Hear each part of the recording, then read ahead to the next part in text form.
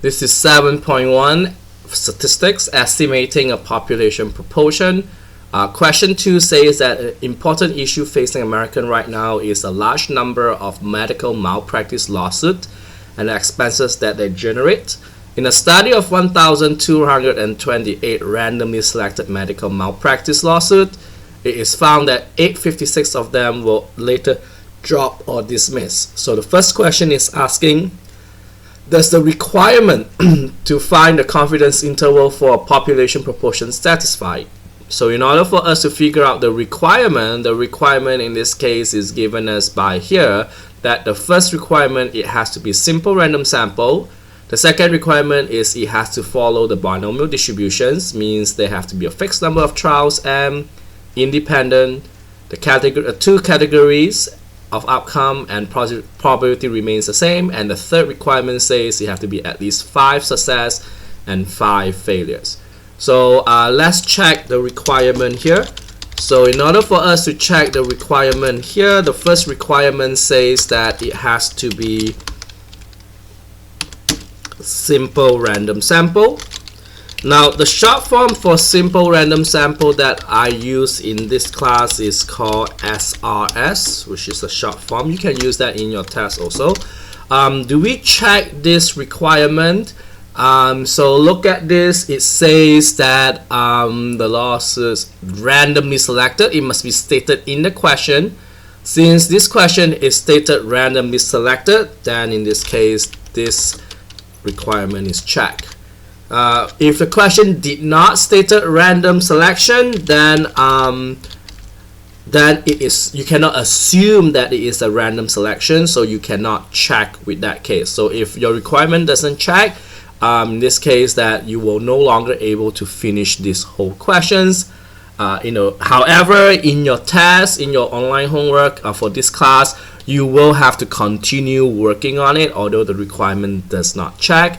But in the real world, if a requirement does not check, you will be stopped. You'll be going through what we call as a non-parametric stats in chapter 13, which is not covered in this class. So, so the second requirement is a binomial requirement check. Binomial requirement says it has to have n, and we know in this case, which is your sample size or your trials. In this case, we've got 128. This is your n in this case. Okay, so the first, the binomial requirement, we know n. Second requirement, it has to be independent. Now we found out that mostly all the lawsuits in this case are independent. It means that if someone bring in the first lawsuit, if that lawsuit is been dismissed, then the second case that brought into the lawsuit board, it doesn't depend on the first lawsuit. So that means it can be dropped or it can be not dropped. That means it is guilty in this case. So for this case, it is independent because the second event, the second lawsuit doesn't depend on the first lawsuit. The third one, it has 2 outcomes. Yes, it has 2 outcomes. Either it's dropped or not dropped. And the last one is the probability of success is the same. So that is also true because the probability of the first lawsuit is dropped or not dropped is 50-50. The second probability that the second lawsuit is dropped or dismissed is also 50-50. So in this case, it does fulfill your binomial in this case. The third requirement check in this case is figure out what we call as you have to have at least 5 success and at least 5 failures. So what is a success in this case is 856. This is what we label this as x. X in this case is a random variable of success.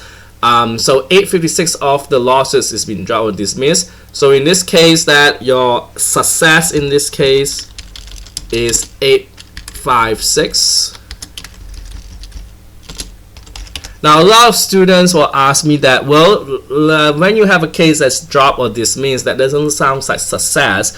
I know what you mean, but because this question is mostly talking about the medical lawsuit that's been dropped or dismissed, so that's the reason why that we will use 856 as a success.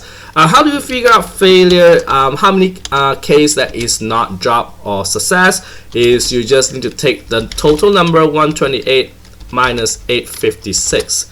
So in this case, if you calculate this number, that is 372. So that is how many failure, or in this case not dismissed case in this case. The most important case for this requirement is all this, both of the success and the failure in this case is at least 5.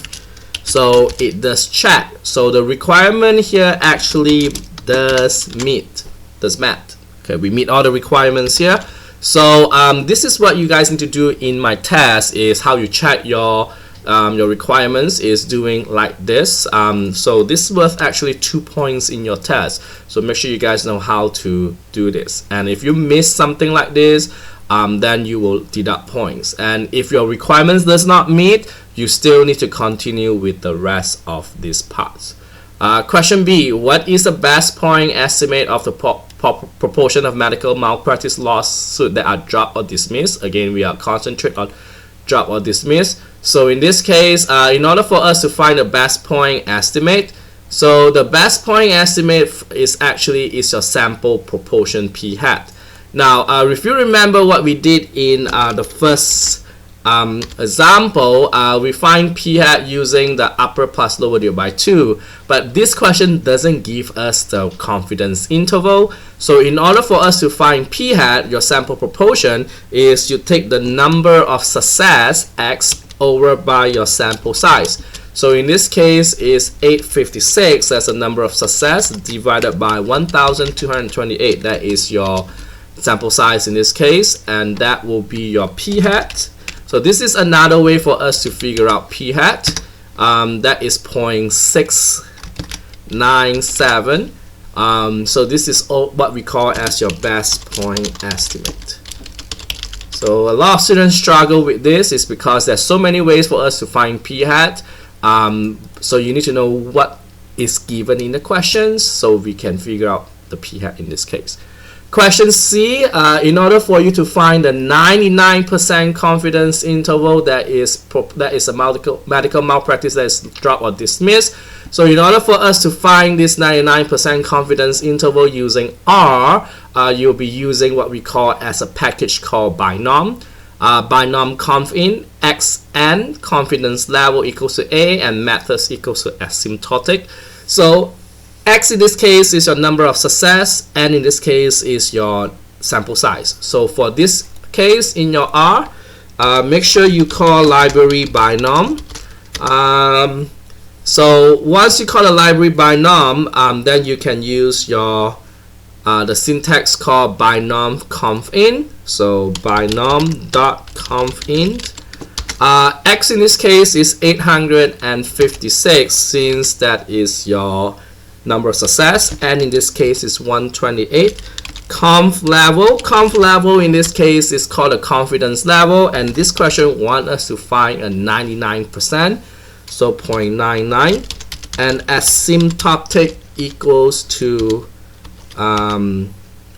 methods equals to asymptotic. That is how we write this down. Make sure that when you put your asymptotic, your spelling is correct, and then you have a quotation on it. So this is how you find your 99% confidence interval. And don't forget, this whole thing that you type in your R, you'll have to give it to me in your test. This is worth 1 point in your test. So if you didn't give this in for me in the test, I will take 1 point away. So the 99% confidence interval in this case, using given the R here, is the lower and upper in this case. How do you write your answer here is you can have it in parenthesis style, which is parenthesis 0.663, comma 0.731. This is mostly what I will like you guys to do. If you do not want the parenthesis style, you can use like what we just did in question 1. You take the in-between sign. So it's 0.663 is less than P, is less than 0.731, or in between these two numbers. Or the last way you can do it is you find your P hat and your E, and then you write in the form of like question 1, which is a bit more work. But usually this is what I will want you to do. Depends on your questions in your test and your online homework. Sometimes your online homework wants your answer in this parenthesis form. Sometimes they want it in this interval form, the in-between form. And sometimes they want it in the p hat plus minus e form, so you have to watch out what form they want you to give it to us. So so make sure that in R, these are the two numbers that you have to use for your lower and upper. And if you look at the mean 0.697, this mean is actually the same thing as your p hat. Yes, so that is a third way for you to figure out p hat. If you have if you did your binom conf in, is looking at the mean here. This mean is your p hat. Okay. This question is not done yet. A lot of students move on to the next question and you will get 2 points off in your test. It's because this question also wants you to interpret this confidence interval. So how do we interpret this confidence interval? This is also in your notes. We are how many percent confident that the interval from what to what actually does contain the true value of the population blank. So this is how you're going to interpret your confidence interval. Okay, so so what you need to do here is you have to copy and paste and then fill in the blank. So let me help you here. So we are 99% because we have a 99% in this case, that the interval from 0.663, which is the first number, and then 0.731 is the second number, well, actually does contain the true value of the population. Now, in order for you to fill in this blank is actually comes from your question. This question is asking us to find a 99% confidence interval for the population, for the proportion of medical malpractice lawsuits. So this is the one that you have to copy and paste in this case.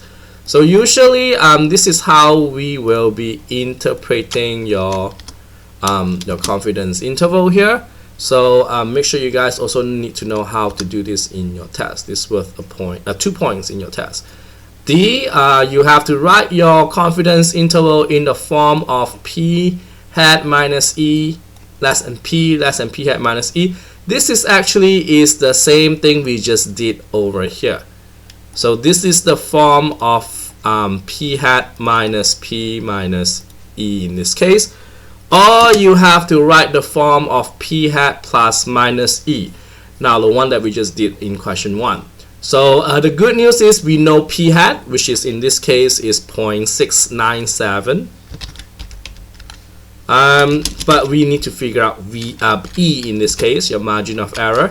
So in order for us to figure out your margin of error is you have to take the higher limit, which is 0.731, minus the lower limit, which is 0.697, and divide this by 2. So your margin of error in this case is 0.017.